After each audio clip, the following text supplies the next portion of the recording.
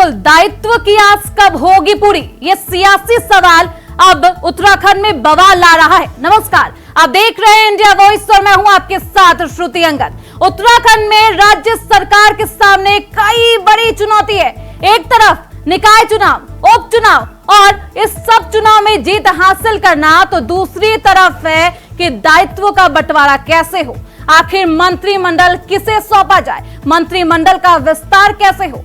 इन तमाम सियासी उठापटक, सियासी सवाल का जवाब आज हम जानेंगे अपने मेहमानों के द्वारा, लेकिन उससे पहले आप ये रिपोर्ट देखिए।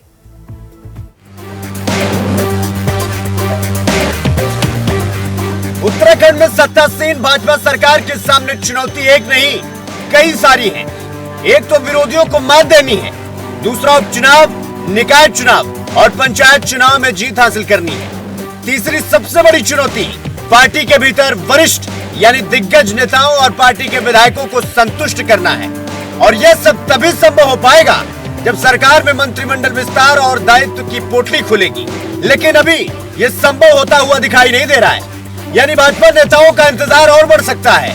जी, भले ही बीजेपी के प्रदेश अध्यक्ष हों या प्रदेश प्रभारी या खुद मुख्यमंत्री, सभी सरकार में दायित्व बंटवारे और मंत्रिमंडल विस्तार पर जल्दी फैसला लेने की बात कर चुके हों और पार्टी नेताओं को भरोसा दे चुके हों कि जल्दी सरकार में उन्हें दायित्व मिल जाएगा। लेकिन असल में यह बीजेपी की चुनावी रणनीति का हिस्सा होता है, ताकि चुनाव के पहले कोई भी पार्टी का नेता नाराज ना हो सके।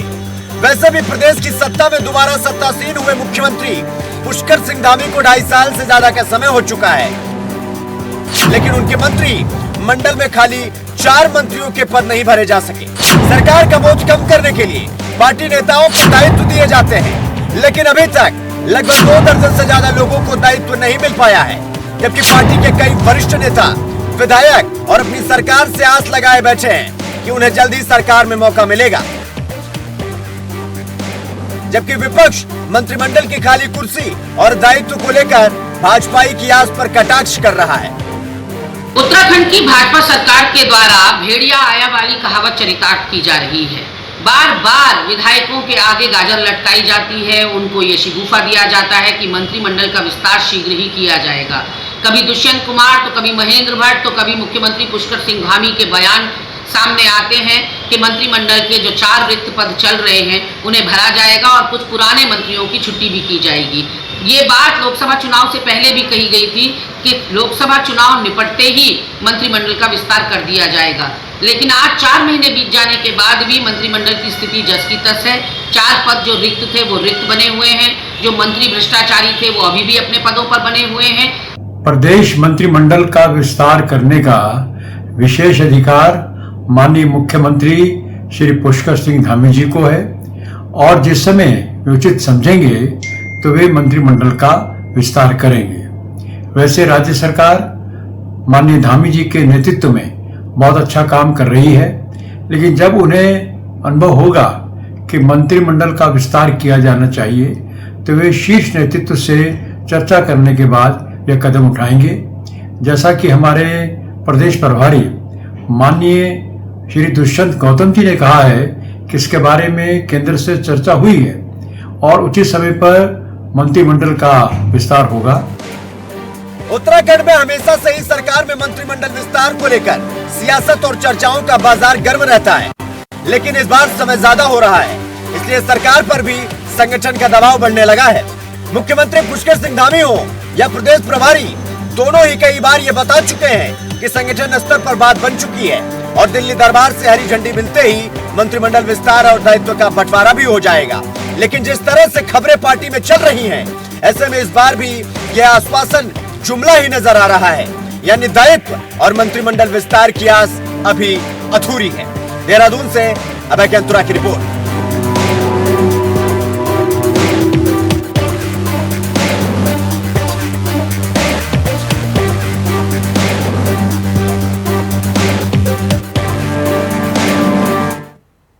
बिल्कुल, दायित्व की आस लगातार विधायक लगाए बैठे हैं, लेकिन उनकी आस पूरी क्यों नहीं हो पा रही है, ये सवाल अब सियासी सरजमीन पर उठने लगा है। अब इस सवाल का जवाब हमारे मेहमानों से ही जानेंगे। आपका परिचय करवा देती हूं। हनी पाठक हमारे साथ मौजूद हैं, भाजपा के प्रवक्ता हैं। आशीष नौटियाल कांग्रेस के प्रवक्ता हैं, राजीव नयन बहुगुना वरिष्ठ पत्रकार के तौर पर हमारे साथ मौजूद है। बहुत स्वागत है आप सभी का। तो सबसे पहले सवाल राज्य सरकार से ही किया जाएगा। प्रवक्ता हैं बीजेपी की हनी पाठक, आखिर कहां देरी हो रही है, क्यों देरी हो रही है? जब लोकसभा चुनाव के खत्म होने के बाद ही दायित्व सौंप दिए जाने थे और मंत्रिमंडल का विस्तार होना था, फिर देरी क्यों हो गई? और क्या आप लोग, आपके पास बेमिसाल विधायक है, तो देरी हो रही है इसके पीछे सरफुटअव्वल की वजह है या फिर अभी सहमति नहीं बन पा रही है? आखिर वजह क्या है? हनी जी। श्रुति जी, जो आप बात कह रही है सर फुटअव्वल तो हमारी पार्टी में अभी तक तो मुझे तो देखने को नहीं प्राप्त हुआ, नहीं मीडिया के द्वारा भी कुछ ऐसी चीजें निकल कर आई है जिससे ये साबित कर सके कोई भी विपक्षी पार्टी की भारतीय जनता पार्टी में किसी भी प्रकार का सर फुटअव्वल हो रहा हो। भारतीय जनता पार्टी अनुशासन वाली और संगठनात्मक पार्टी है। आपने सुना होगा, गलती वही करता है जो काम करता है। सरफुटअव्वल वही होगा, मतभेद वही होगा जहां पर कुछ किया जाएगा, कोई कदम उठाया जाएगा, तभी तकरार की स्थिति पैदा होती है। लेकिन यहाँ पे तो कदम ही नहीं उठाया जा रहा। श्रुति मैं जवाब दूं? श्रुति जी जवाब दे दूं? बिल्कुल बताइए। फिर फुटअव्वल होना होता तो जो 2 लिस्ट पहले आई थी तब हो जाती, लेकिन तब भी इस तरीके की कोई चीजें देखने को नहीं मिली। तो इस तरीके की बातें करना, जो चीज नहीं हुई है उस पर ज्योतिषाचार्य लगाना मुझे नहीं लगता गलत है, क्योंकि सरकार की चीजों में ज्योतिष बनना ठीक नहीं होता है, क्योंकि वो सब कुछ डिपेंड जरा करती है। दूसरी बात का मैं आपको जवाब देती हूँ। अभी आपने कहा कि लोकसभा चुनाव के बाद आप लोग घोषणा करने वाले थे, क्या हुआ? लोकसभा चुनाव के बाद सभी चैनल में और सभी चीजों में बड़ी प्रमुखता के साथ दिखाया जा रहा था किस प्रकार से उत्तराखंड में 2013 वाली आपदा केदारनाथ में दोबारा आई है। लगभग उसी तरीके की आपदा आई है, और जिस तरीके से मात्र 26 दिन के अंदर पैदल मार्ग और घोड़े खच्चरों का मार्ग खोलने का कार्य तन्मयता से और तत्परता से हमारे यशस्वी मुख्यमंत्री पुष्कर सिंह धामी जी कर रहे थे, उस समय मुझे लगता है हमें जनता का ध्यान देना चाहिए, न कि मंत्रिमंडल के विस्तार का। क्योंकि जनता को उस समय मंत्रिमंडल का विस्तार नहीं चाहिए था, जनता को उस समय समाधान चाहिए था। वो जो त्रासदी आई थी उससे, तो उससे अभी निपटे। मेरे ख्याल से 4-5 दिन हुआ होगा, 4-5 दिन हुआ होगा कि त्रासदी से अभी निपटे। सभी ने देखा होगा। हाँ, और ये उसी तरीके की लगभग आपदा आई है कि लोकसभा चुनाव से पहले ही, लोकसभा चुनाव के बाद आप लगा सकते थे, दायित्व सौंप सकते थे, लेकिन आपने देरी कर दी। चलिए ठीक है, देखिए ऐसा नहीं, एक ने आपने सवाल दागा तो उसका पूरा जवाब ले लीजिए। जो स्वयंभू मुख्य प्रवक्ता श्रीमती गरिमा मेहरा दसौनी जी ये बात बोल रही हैं, तो वो जिस तरीके से आंकड़े के साथ और बेमतलब की बिना तैयारी के साथ ओपनिंग कमेंट दे देती है अपने बाकी प्रवक्ताओं के तहत, तो एक मिनट मैं उनकी बात का जवाब दे दूं, पूरा जवाब दे दूं आशीष नौटियाल जी, फिर उसको भी कंप्लीट कर देंगे। मैं 10 सेकंड और चाहती हूँ। वो जब किसी और डिबेट में और किसी और वक्तव्य में आती है, जब 7 महीने की सरकार और बची थी गैरसैंण को राजधानी बनाने की, तब तो बैकफुट पे उनके पास समय नहीं रहता है, समय नहीं रह जाता। वो ये कहते हैं हमारी सरकार को समय नहीं मिल पाया, 1 साल का समय उनको कम पड़ जाता है, और लोकसभा चुनाव के तुरंत बाद जो आपदा आई है उसको संभालने का समय नहीं होता। खत्म हो गया है और कोई मौका देते हैं, आशीष जी भी अपनी बातें रख देते हैं। आशीष जी बताइए, कहां देरी हो गई? देखिए, वैसे तो इनका अंदरूनी मामला है, लेकिन मंत्रिमंडल का विस्तार होना राज्य के लिए भी हितकारी होता अगर होता तो। आप बताएं, अगर हमारे पास अलग शिक्षा मंत्री होता, अलग स्वास्थ्य मंत्री होता, तो मेरे ख्याल से जो इतनी समस्याएं हैं वो कुछ कम हो पाती। एक अकेले मुख्यमंत्री जी बेचारे कहाँ भागेंगे? आपदा आए तो उन्हें भगाओ, कहीं शिक्षा के लिए नहीं, अभी तो अनित ने कहा ना आपदा की वजह से ये टल गई। नहीं, आपदा की वजह से 4 और आने चाहिए थे, इनको तो 4 हाथ और चाहिए। एक आदमी पे 2 हाथ होते हैं, 2 हाथ से काम नहीं चल पाता तो इसलिए 10 हाथ होते हैं। मंत्रिमंडल क्यों होता? नहीं तो एक सीएम ही काम कर लेता, सीएम खुद ही काम करता रहता, हो जाता। पर ये नहीं है, एक्चुअली इनके सहयोगी होते हैं मंत्रिमंडल, और मंत्रिमंडल अगर इनके पास होता प्रॉपर तरीके से, तो आज स्वास्थ्य का मुझे नहीं लगता इतना बुरा हाल होता। आपने भले स्वास्थ्य मंत्री बना रखे हैं, उन्हीं शिक्षा मंत्री बना रखा है, दोनों मंत्रालय की हालत खराब है। आप देखिए, रोज आता है कि अल्ट्रासाउंड की मशीन खराब हो गई, और मशीन ठीक हो गई तो अल्ट्रासाउंड वाला भाग गया। जी, आप दून हॉस्पिटल दायित्व का बंटवारा होता तो क्या कुछ फायदे होते? आशीष जी गिनवा रहे, मैं जवाब दूं? जी बताइए। आशीष नौटियाल जी को मैं ये बताना चाहूंगी कि स्वास्थ्य विभाग में जिस प्रकार से अभी डेंगू चल रहा है, लेकिन डेंगू का एक भी केस दून हॉस्पिटल और कोरोनेशन में दिखाई देने को नहीं मिला है, जिस प्रकार से कार्य हो रहा है। और कोरोनेशन और दून हॉस्पिटल और नई जो ओपीडी बनी है उसकी आप जरा कंपेयर करिएगा आशीष नौटियाल जी। जो आप लोगों ने घोषणा की सरकार बन के रहे थे, वहां पर मशीनों की शॉर्टेज चल रही थी। उसके बाद 2014 के बाद से लगातार कितनी प्रगति लगातार हॉस्पिटल्स में हुई है, शिक्षा के क्षेत्र में हुई है, उसको कंपेयर करना ज्यादा जरूरी है आपके लिए, और उसको कंपेयर करिए। क्योंकि आप अपनी और मुख्य प्रवक्ता की तरह, मुझे नहीं उम्मीद है कि आपसे नौटियाल जी, खास करके मैं आपको बेबाकी से चैनल में बोल रही हूँ कि जैसे आपके और प्रवक्ता, मुख्य प्रवक्ता बिना होमवर्क के बोलती हैं, आप ऐसा बोले, मुझे ये उम्मीद नहीं थी। चौथी बात मैं आपको ये बताना चाहती हूँ कि हर जगह मुख्यमंत्री की जहां तक आप बात कहे हैं, श्रुति जी जब गंगोत्री और यमुनोत्री में बाकी हमारे प्रभारी मंत्री वहां गए थे, लेकिन उसके बाद यात्रियों को जब पुष्कर सिंह धामी तो उनका चेहरा खुशी से खिल उठता है, क्योंकि सरकार आपके द्वार के तहत जो मुख्यमंत्री जी लगातार लोगों से मिल रहे हैं, तो जब मुख्यमंत्री खुद मुख्य सेवक उत्तराखंड का वहां खड़ा है तो लोगों को एकदम पूरी तरह तसल्ली और ढाढ़स होता है कि हमारे पास मुख्यमंत्री बचाव करते हुए सरकार चल रही है, बचाव करने की कोशिश की जा रही है, बीच बचाव, ताकि लोगों की नाराजगी नहीं हो, क्योंकि निकाय चुनाव है, उपचुनाव होने हैं, पंचायत चुनाव है, इसको देखते हुए भी बीच बचाव करते हुए दायित्व का बंटवारा नहीं किया जा रहा, मंत्रिमंडल का विस्तार नहीं किया जा रहा। की हवाई बात पार्टी में नहीं होती है।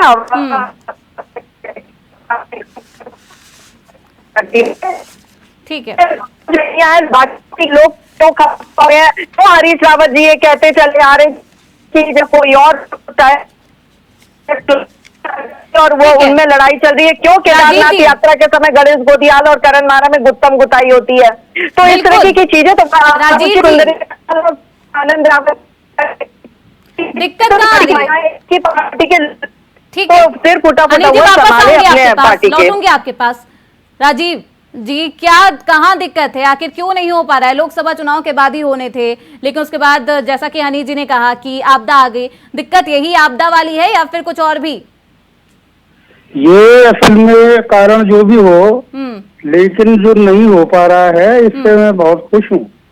और केवल ये सरकार नहीं, बल्कि जो भी सरकार रहती है कभी भी, हमेशा चाहता हूँ कि मंत्री कम से कम रहें।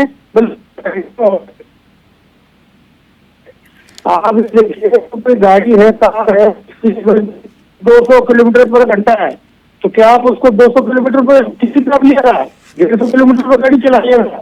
रिवर लिमिट 12 बनती है, तो कोई जरूरी नहीं कि उसको 12 भर दिया जाए वो बोझ, वो कम से कम आप रखिए। और मुझे उत्तर प्रदेश की याद है, मैं जब होश संभाल रहा था तो हेमवती नंदन बहुगुणा का मंत्रिमंडल बना। इतने बड़े प्रदेश में केवल 7 मंत्री थे। कितने? 7। पहले ये परंपराएं थी, अब ये शुरू हो गया कि अनावश्यक बोझ आप बढ़ाते हैं मंत्रियों का, और चूंकि लिमिट हो गई, नहीं तो पता नहीं कितने जितने विधायक हैं सबको मंत्री बना देते। इससे पहले एक बार 10-12 साल पुरानी बात है, कांग्रेस की सरकार थी, उसमें भी 2 मंत्री कम थे। तो मुझसे पूछा गया कि मंत्रिमंडल फेरबदल की चर्चा हो रही है, किस किस को हटाया जाना चाहिए, तो मैंने उन सारे 10 के नाम दे दिए मुख्यमंत्री समेत कि इनको हटाया जाना चाहिए।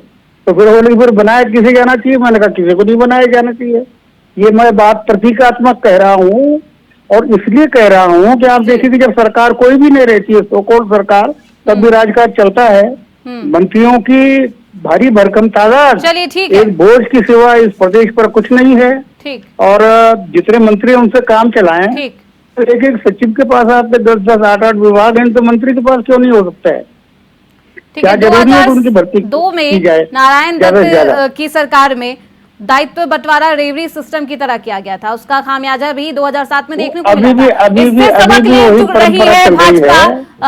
आशीष नौटियाल जी, आऊंगी मैं आपके पास। हनी जी, आशीष नौटियाल जी, इसी से सबक लेकर शायद दायित्व बंटवारा सोच समझ के करना चाहती है भाजपा सरकार।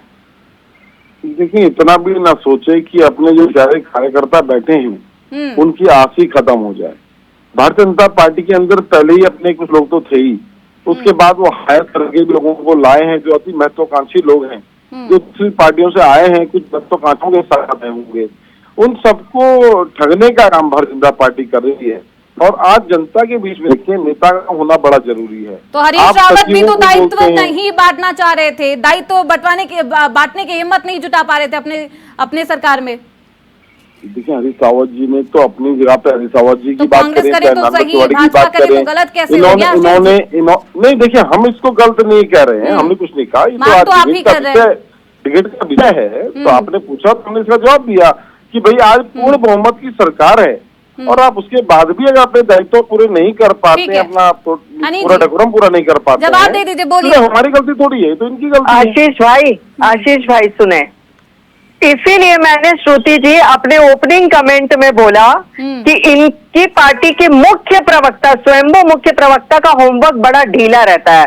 शायद उन्हें ये नहीं पता रहता है कि उनकी पार्टी में जब विपक्ष में थे, अभी मेरे भाई आशीष भाई कहते क्या है कि हरीश आपकी पार्टी बहुमत में, जो आपकी सरकार तो आपकी पार्टी बहुमत में थी, किसी ने हाथ नहीं तोड़ा था, लेकिन हरीश रावत जी का उस समय स्टेटमेंट दे रहा था कि इस समय विभाग में कोई आवश्यकता विशेष चल नहीं रही है, तो जैसा होगा हम उस घटक को सुनियोजित कर दें। दूसरी नारायण दत्त तिवारी जी की, जैसे कि अभी राजीव नयन बहुगुणा जी बोल रहे हैं, बहुत ही सच्ची बात इन्होंने कही। उन्होंने किया था दायित्व बंटवारे में ड्राइवर दूध में तो उन्होंने दर्जा दौरी मंत्री बना दिया था। इतने ज्यादा विभाग बांट दिए थे, इतनी ज्यादा लाल बत्ती बांट दी थी कि उत्तराखंड में एकदम आशीष जी वगैरह कैसे दिया जाएगा। तो ये सारी चीजें एक बार को इनको सोचनी चाहिए थी। रेवड़ी बांटी थी, मूंगफली बांटी थी, इतनी बांटी थी कि पैसे का बंदोबस्त नहीं दिया जा रहा था। कर्जा तो नहीं लिया। अरे हनी जी, उस समय की स्थिति में आज इसके फर्क है। आप लोग कर्जा भी ले रहे हैं, आप सब पैसा खा जा रहे हैं। आज देखिए आपने स्मार्ट सिटी के नाम पर क्या हाल बना दिया। 1000 करोड़ रुपए खर्च करके प्रूफ से बात करिए आशीष भाई। प्रूफ में ही बात कर रहा हूँ। आप जब मार्केट जाके देखिए प्रूफ मिल जाएगा आपको। आप जो शहर में आप आधार लेकर आइए, कागज का आधार लेकर आइए। हवा भाई बातें मत किया करिए अपनी मुख्य प्रवक्ता की तरह। देख लो गूगल में, आप देख लो देहरादून के क्या हाल है। हर आप दिखाओ ना मुझे, प्रूफ के साथ बात करो, दिखाओ मुझे। नहीं, यहाँ पे दिखाने का है कुछ अभी ऐसी व्यवस्था बिल्कुल, इनका कैमरा चल रहा है, स्क्रीन चल रहा है, आपकी मेरी शक्ल दिख रही है, राजीव भाई दिख रहे हैं, श्रुति जैसी हैंडसम लड़की दिख रही है, सॉरी ब्यूटीफुल लड़की दिख रही है, तो हम भी दिखेंगे, कैमरा भी दिखेगा, गूगल भी दिखेगा, आपका प्रूफ भी दिखेगा। फोन में वीडियो चल रहा है, एक फोन कान में लगा हुआ है, कैमरा गूगल देख लेना, आपके उसमें गूगल होगा, आप उसमें देख लेना कि देहरादून क्या कर ज्यादा तो हो नहीं, देहरादून में जाएंगे तो आपको पता लगेगा। और आपके खुद विधायक इसका ऐतराज कर चुके हैं कि स्मार्ट सिटी का काम कितना खराब हुआ, तो आप किसको बता रहे हैं? स्मार्ट सिटी के नाम पर पैसे को ठिकाने लगाने का काम किया है इन लोगों ने। आज नगर निगम की बात करें, डेंगू के केस नहीं आ रहे। अरे पिछले साल के हाल देखिए, कितना डेंगू से लोग मरे, सिर्फ नगर निगम की लापरवाही कारण मरे। आप कोरोना जैसे काल में आप लोगों ने क्या हाल किया, तो तारीफ भी करनी चाहिए। किस चीज की तारीफ करें? इन्होंने जो लाठियां चलाई उसकी तारीफ करें। अरे क्या बदलाव, युवाओं पे लाठियां चलाई से बदलाव देखा? अंकिता हत्याकांड होता है, व्यक्ति को बचाने का काम कर रहे हैं, बदलाव देखा? लापरवाही इस बार तो नहीं हुई। डेंगू की समस्या जिस तरीके से मैं जवाब देती हूँ आशीष भाई, थोड़ा सा इनकमिंग स्टार्ट कर लीजिए, मैं आपको जवाब दे देती हूँ। विकराल रूप धारण करता है और सरकार के पास अभी डेंगू इतना है ही नहीं जो आप करें, और अभी भी एडमिट क्यों नहीं हो रहे? एडमिट हुए। अब पिछली बार भी ये हुआ था कि सरकारी प्राइवेट अस्पताल तक में सरकार ने बोल दिया था कि आप 25,000 से कम प्लेट्स में एडमिट नहीं करेंगे। एक मिनट आशीष भाई, आशीष भाई जवाब सुन लीजिए प्लीज। इन्होंने अभी क्या कहा कि स्वास्थ्य विभाग की लचर व्यवस्था, शिक्षा विभाग की लचर व्यवस्था, क्योंकि एक मंत्री को 2 मंत्रालय दिया गया है, और अभी खुद अपनी स्टेटमेंट से पलटी मारते हैं कि इस साल अभी अगर डेंगू नहीं आ रखा तो फिर क्या डेंगू नहीं है? अपनी ही बातों में जाल में फंसते कांग्रेस के प्रवक्ता। दूसरी बात, इन्होंने एक बात कही थी, अरे आशीष भाई मैं आपके टर्न में नहीं बोली थी, मैं सिर्फ सवाल कर रही थी। एक मिनट जवाब दे दूं। अरे डेंगू से उबर जाओ, अब थोड़ा मक्खियों की बात करते हैं। अभी आपने इनको क्या बोला? आपने बोला कि आपके और बाकी आपको जो महत्वाकांक्षा वाले लोग थे उनको बुलाना पड़ा पार्टी से। एकदम गलत। आपकी पार्टी के अंदरूनी कलह से, आपकी पार्टी के विचारधारा से परेशान होके आपके कार्यकर्ताओं ने हमें ज्वाइन किया। हम नहीं गए थे मांगने उनको कि हमारे पास आओ, लेकिन आपकी विचारधाराओं के कारण आया। वो विचारधारा रुद्रपुर में नजर नहीं है, रुद्रपुर में नजर आती है लेकिन बांग्लादेश में नजर नहीं आती है। वो विचारधारा जो अयोध्या में नजर नहीं आती है लेकिन हाथरस में नजर आती है। वो विचारधारा जो राजस्थान में नजर नहीं आती है लेकिन और कहीं और नजर आती है। वो विचारधारा जो राजस्थान में नजर नहीं आती है लेकिन उत्तराखंड में नजर आती है। वो कुंठित मानसिकता अब बंद करिए और राजनीतिक रोटी सेकना बिल्कुल बंद करिए। नौटियाल जी, इन चीजों से आप ही लोगों का स्तर दिन ब दिन गिरता जा रहा है। स्तर तो किसका गिर रहा है दुनिया देख रही है। 400 का नारा देने वाले 200-250 में अटक जाते हो। स्तर हमारा गिर रहा है, आपका गिर रहा है? बिल्कुल गिर रहा है, क्योंकि जो व्यक्ति अयोध्या में जनता ने भगाया, बेटी में फर्क कर दे, जो बेटी में फर्क कर दे, क्योंकि अयोध्या में सपा के लोग उस रेस में शामिल थे तो इन्होंने अयोध्या में चुप्पी साध ली। बेटी हो, लड़की हो, लड़ सकती हो, लेकिन अपने राज्य और गठबंधन की बात सवाल कुछ और था। जब महिला मुद्दे की बात करेंगे तब उस पर भी चर्चा करेंगे। इन्होंने जब बात शुरू करी सवाल तो बस मैंने ये था जवाब कि दिया। दायित्व का बंटवारा का, मंत्रिमंडल विस्तार का, आपको इसका सवाल जवाब बहुत दे दिया सिंपल है। था। हनी जी सिर्फ उस पर जवाब दीजिए, समय का अभाव है। मैंने आपको उसका जवाब पहले भी दिया श्रुति जी कि उसके लोकसभा सेकंड में चुनाव के जवाब बाद दे दीजिए। निश्चित लोकसभा चुनाव के बाद तुरंत आपदा खत्म हो गई। अब मंत्री के हाथ में, मुख्यमंत्री जी के हाथ में, और जल्दी इस पर निर्णय लिया जाएगा। जो भी निर्णय लिया जाएगा सोच समझ के दूध उठाने और ड्राइवर को रेवड़ी नहीं बांटी जाएगी। आशीष जी बताइए, कब दायित्व का बंटवारा, आपको क्या लगता है? इससे पहले होली भी थी और इन्होंने कहा था होली के टाइम पे शुभ मुहूर्त नहीं होता है, तब भी दायित्व नहीं दे पाए थे। जबकि अगर आपदा आती है तो ज्यादा से ज्यादा लोग तैयार करने चाहिए जो जाके व्यवस्थाओं को देखे, ना कि कम करना चाहिए। पूरे तभी आपदा मात्र 26 दिन में शुरू होगी यात्रा। आशीष भाई प्लीज आप लोग होमवर्क करके आया करिए। अगर वहाँ पे लोग नहीं होते, सरकार सजग नहीं होती तो मात्र 26 दिनों में आपदा को आशीष जी, नौटियाल जी, हमारे पास वक्त का अभाव है, बाद में इस बात पर भी चर्चा करेंगे। राजीव जी, दायित्व का बंटवारा कब होगा, क्या लगता है? चुनाव के बाद होली का शुभ मुहूर्त क्या? दायित्व बांटने का अर्थ ये है कि कोई खाली जगह भरने की, फिर इन द ब्लैंक्स भरने का वो नहीं है प्रश्न, बल्कि इसका अर्थ ये है कि जो किन्हीं विषयों के एक्सपर्ट हैं सरकार में, विधायक में, वो लोग चुनकर नहीं आए जो स्पेशलिस्ट हैं, साइंस के हैं, टेक्नोलॉजी के हैं, आर्ट के हैं, कल्चर के हैं, एग्रीकल्चर के हैं, एनवायरमेंट के हैं, इन विषयों के जो विशेषज्ञ होते हैं उनको बिल्कुल राजीव जी, आपने सही कहा, दायित्व का बंटवारा हो रहा है, बंदर बात नहीं चलेगा। तो ऐसे में सोचना होगा, समझना होगा किसको दायित्व की जिम्मेदारी दी जाए, किसको नहीं दी जाए। चर्चा में बने रहने के लिए आप सभी का बहुत शुक्रिया। हनी पाठक जी आपका बहुत शुक्रिया, आशीष नौटियाल जी आपका बहुत शुक्रिया और राजीव नयन जी आपका बहुत शुक्रिया अपनी बातों को बेहतर तरीके से रखने के लिए। तो चर्चा में अभी के लिए यहीं तक। देखते रहिए इंडिया वॉइस।